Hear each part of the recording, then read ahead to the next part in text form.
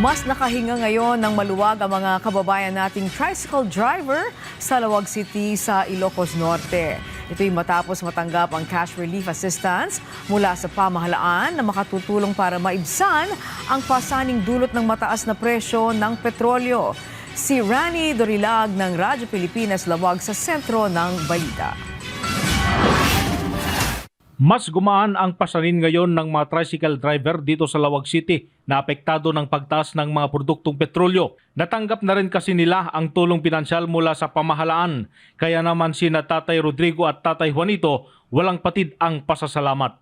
Salamat po Pangulong BBM kung nabigyan po kami ng cash assistance po dahil sobrang mahal ng gasolina po.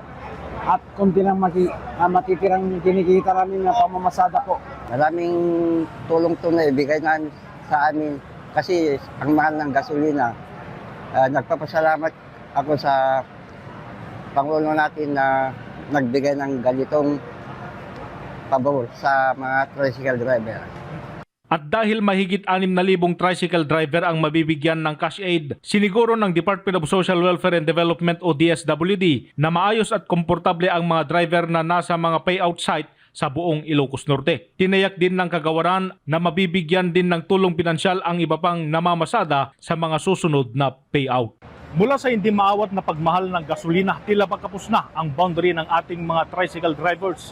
Pero ngayong araw, isang munting ginhawa ang dala ng DSWD sa inisyatiba ni Pangulong Ferdinand R. Marcos Jr. ang 5,000 pisong tulong pinansyal na ito ay hindi lang pambili ng gasolina kundi pandagdag din sa panggastos sa kanilang pamilya. Mula rito sa Ilocos Norte, para sa Integrated State Media, Rani Dorilag ng Radyo Pilipinas, Radyo Publiko.